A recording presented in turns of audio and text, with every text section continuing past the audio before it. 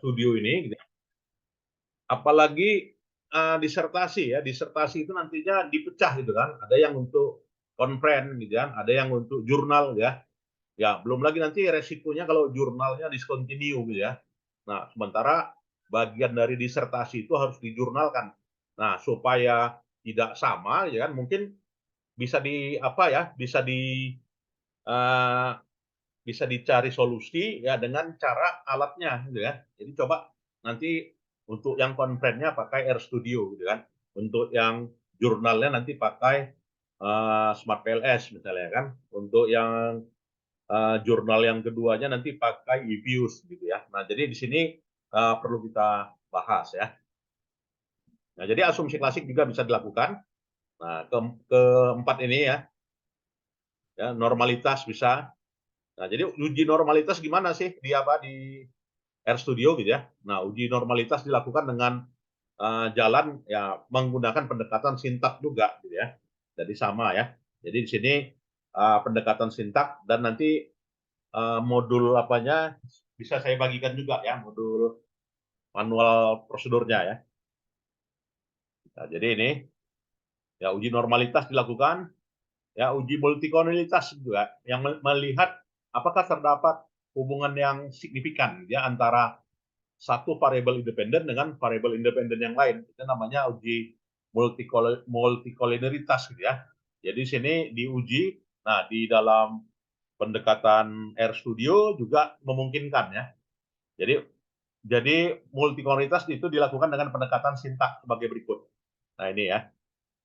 Jadi sini dengan memanggil package ya, dibuat estimasinya sebagai berikut. Nah ini uji hetero gitu ya. Jadi uji hetero di sini adalah pendekatannya pendekatan Gauss-Markov gitu ya. Jadi artinya di sini apakah ada pelanggaran ya dalam kondisi Gauss-Markov gitu ya. Jadi di sini dilakukan di RStudio sebagai berikut gitu ya. Jadi juga dengan pendekatan sintaks ya. Begitu juga autokorelasi gitu ya. Nah, juga autokorelasi untuk melihat apakah terdapat hubungan ya residu gitu ya dari satu periode ke periode yang lainnya ya. Jadi ada uji autokorelasi. Nah, juga dilakukan dengan pendekatan sintak ya. Jadi nanti menghasilkan nilai Durbin Watson ya. Sama juga di SPSS ada nilai Durbin Watsonnya ya. Kalau di PLS nggak ada malah gitu kan. Makanya PLS itu kelemahannya adalah asumsi klasiknya ya apa gitu ya. Uh, Tidak ada ya menu Durbin ya. Nah, jadi di sini menghasilkan nilai Durbin misalkan DW 0,7478 ya dengan P value-nya nih ya. Jadi langsung dihasilkan dan hasil pengujiannya dibuat kesimpulan ya sebagai berikut. Setelah adanya menggunakan instruksi ya, instruksi sintak untuk uji autokorelasi, jadi dengan membuat persamaan DW test ya dalam kurung regresi berganda. Nah ini. Nah itulah ya. Jadi untuk apa ini untuk RStudio itu bisa dilakukan ya dengan menggunakan model estimasi ya, baik itu data primer maupun juga data sekunder ya. Ya, mungkin dalam hal ini coba kita lihat yang apa ya, manual operasinya sebagai berikut gitu ya. Nah, ini. Nah, jadi Bapak Ibu bisa menggunakan manual operasinya sebagai berikut gitu ya. Dan nantinya diterapkan ya di disertasinya. Nah, jadi ini menunya. Jadi untuk menginstalnya ya dengan masuk kepada menu ya pada situs ya cranrstudio.com. Nah, jadi masuk kepada menu ini ya. Dan lantas dari menu ini install. Ya, klik aja install ya. Setelah diinstal nanti akan ada langkah ya. Langkah untuk udah download lantas install ya. Nah, dari hasil install muncul menu sebagai berikut ya. Jadi menu sebagai berikut dan tampilan RStudio-nya ini. Nah, jadi cukup mudah ya. Jadi ada toolbar-nya, ya toolbar-nya ada konsoli, ada script. Ya konsoli itu sama ya. merupakan jendela script yang kode atau kode ditulis ya. Jendela dapat diakses melalui 3 cara ya, yaitu dengan menu file, new file, dan juga AirScript. Nah, ini. Dan juga konsole dan juga environmental story ya. Nah, jadi input pada RStudio meliputi inputnya sebagai berikut ya. Jadi pendekatannya memang pendekatan sintak. Kita buat model ya, kita buat program, kita membuat estimasi persamaan ya. Jadi kalau salah model ya nggak jalan ya, error ya. Jadi memang harus mengikuti kaidah ya, kaidahnya ini. Nah, itu kalau dia kekurangan dari apa ya?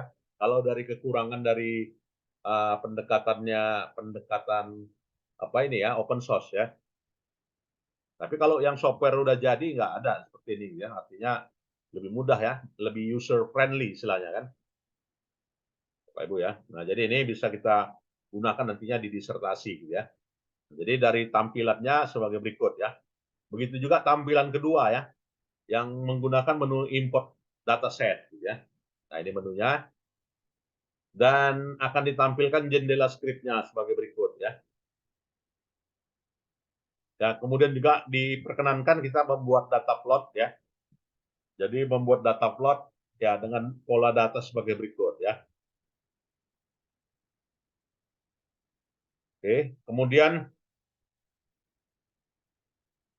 menambahkan warna ya pada pembuatan plot bisa dilakukan. Ya, kemudian membuat plot dalam satu kertas kerja bisa juga ya, satu lembar kerja. Oke. Kemudian juga kita bisa membuat box plot ya. Jadi box plot ini kita mau mencari nilai minimum ya. Artinya mau mencari statistik deskriptif tadi gitu ya.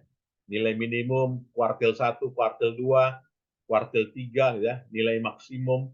Nah, ini jadi dari menunya adalah menu box plot. Oke. Nah, ini bar plot ya juga. Nah, jadi untuk disertasinya nanti boleh aja ya. Silakan mau menggunakan RStudio ini. Nah, ini ya. Jadi mau melihat PDRB suatu kota gitu ya, sebagai berikut. Kemudian membuat grafik histogram juga tidak lepas dari pendekatan sintaks. Nah, jadi pendekatan sintaksnya, tampilan outputnya seperti ini ya. Jadi mirip-mirip eViews juga ini. Ya, tetapi modelnya adalah model sintaksis ya. Ya, membuat pichat ya, juga pichatnya tersedia sebagai berikut. Ya, analisa korelasi. Nah, jadi analisa korelasinya ini. Nah, ya. Analisa deskriptif statistik. Nah, akan menghasilkan menunya sebagai berikut ini. Jadi ini data inflasi, data harga, ya, data volume gitu ya, muncul sebagai berikut. Begitu juga regresi gitu ya. Nah, regresi berganda ya, seperti yang di PowerPoint tadi, ya akan menghasilkan dilakukan dengan pola sebagai berikut ya, sebagai berikut ini. Ya, begitu juga uji asumsi klasik ya. Nah, ini. Ya, mungkin ada yang mau kita diskusikan, silakan. RStudio Pak, ini. izin nanya Pak, Ya, Eh, untuk RStudio ini Pak, kalau kan misalnya di SPSS itu kan atau di aplikasi yang lain kan tinggal kita masukkan data statistiknya, baru kalau di RStudio ini saya lihat tadi kita harus nulis persamaan dulu Pak ya, baru keluar betul. Ya, hasilnya Pak ya. ya, disinilah apa agak repot ya menggunakan RStudio ini, Oh, kita harus pandai-pandai melakukan pemodelan. Jadi data dimodelkan ya. Misalkan kita mau membuat statistik deskriptif gitu ya. Jadi harus kita modelkan. Jadi nggak melalui klik-klik ya. Kalau dalam SPSS kan tinggal klik ya. Tinggal klik dari menu langsung langsung jadi tabel statistik deskriptif. Nah, di RStudio ini nggak gitu ya.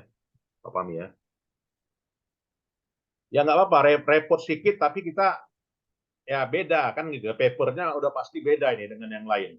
Agak apa deh kan tampil, karena kan ini ya dihitung juga kalau dalam similarity menggunakan pendekatan apa ya, Turnitin kan udah pasti kita bebas ya, bebas similar ya, dibanding dengan paper-paper orang yang menggunakan SPSS. ya menggunakan eFuse. Nah, jadi kalau kita menggunakan ini rendah ya similarity-nya. Harapannya itu. Memang agak repot menjalankannya, tapi mudah ya menghasilkan novelty yang tinggi ya, menghasilkan originalitas yang tinggi. Itu kelebihannya.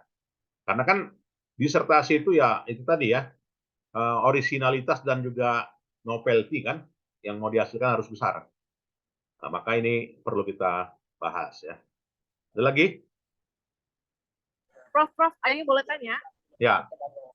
Prof, Ayu nanya, kalau misalkan izin Prof. Oh ya. Prof. Untuk datanya, sorry Prof, dengar suara Ayu Prof, sorry. Dengar. Lagi hujan.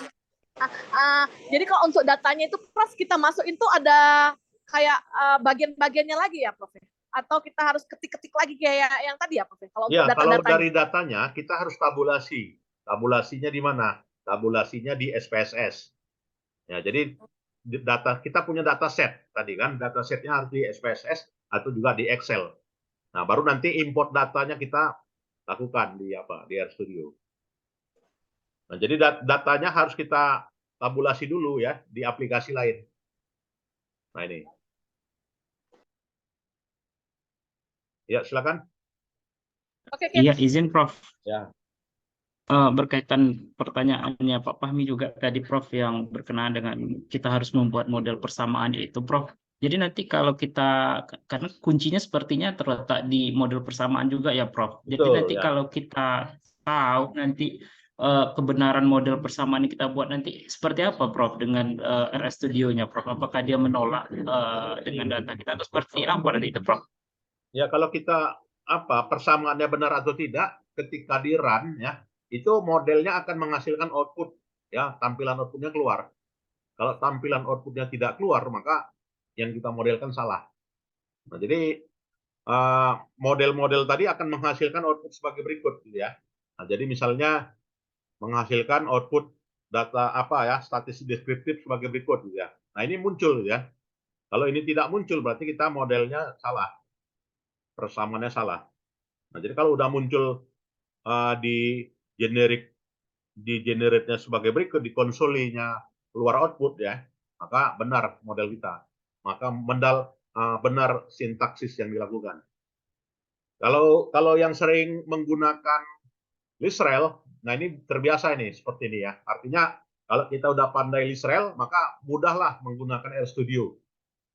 Nah itu ya, kuncinya Lisrel lah. Kalau udah sering menggunakan Lisrel, makanya kalau kalau kita nyusun paper yang nggak usah sering-sering menggunakan yang namanya Smart PLS. Nah, coba gunakan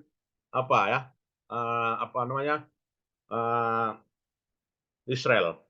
Nah, ini sama menunya, ya, sama pendekatannya. Cuman bedanya di sini adalah kalau Israel dia bukan open source ya, beli. Kalau ini free ya, jadi bebas tuntutan hukum ke depan. Artinya kalau ada yang iseng ya kan, yang mau nanya-nanya ya terkait dengan lisensi ya, kita nggak ada dosanya di sini pakai RStudio, gitu ya. Silakan. Nah ini ya. Di iOS bisa nih Prof masuk software-nya.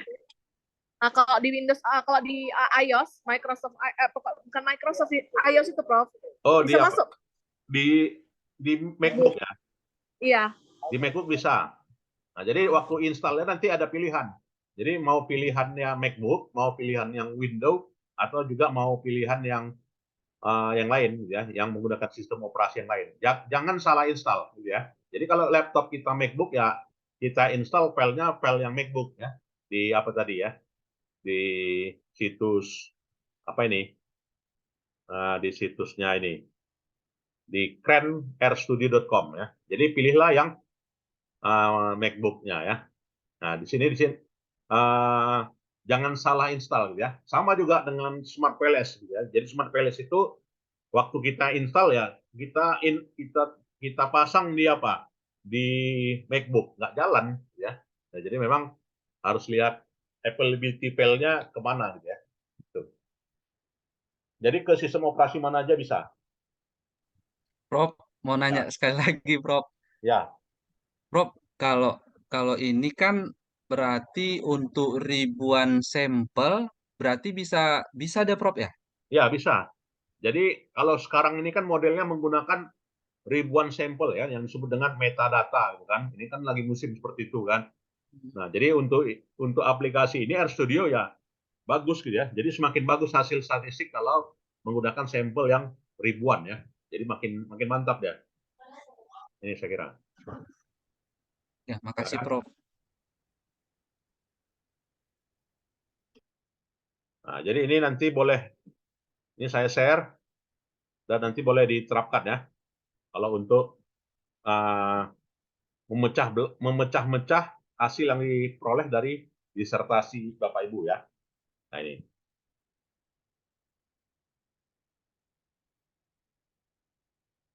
Ini saya apakan dulu.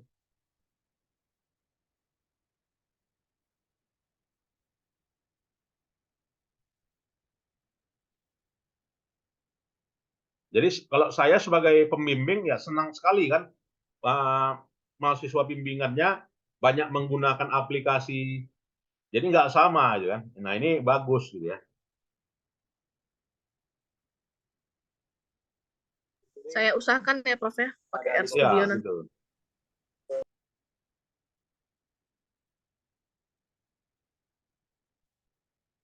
Begitu juga untuk analisa interpening ya, dan juga analisa moderating ya. Nah ini saya share filenya.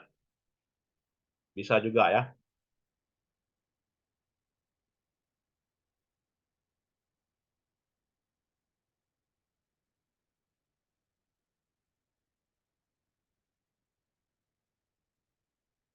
Bentar ini karena sedang nampil nggak bisa di-share ternyata.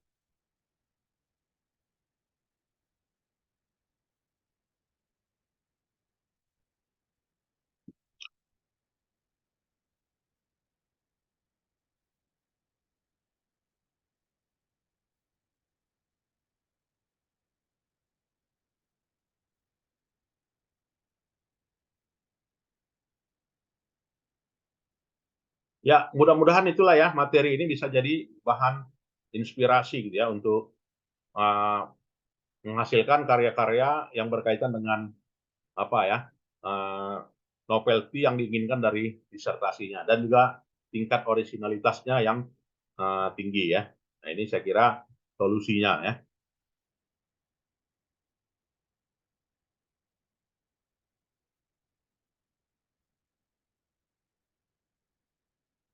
Baik, ada lagi?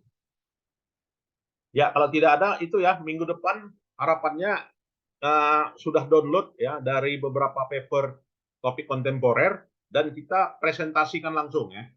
Jadi masing-masing satu minggu depan 2 orang maju gitu ya.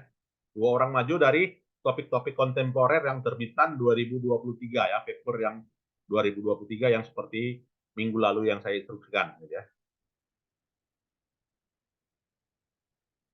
Baik, saya kira itu saja ya perkuliahan kita di siang hari ini. Kita lanjutkan minggu depan ya. Selamat siang. Assalamualaikum warahmatullahi wabarakatuh. Selamat siang, Prof. Waalaikumsalam. Selamat siang, Prof. Waalaikumsalam. Ya, jangan lupa Terima di-download kasih, ya Prof. itu tadi filenya saya share. Ya, Prof. Nah, itu. Terima kasih, Prof. Ya, sama-sama. Nah, itu filenya ya, udah.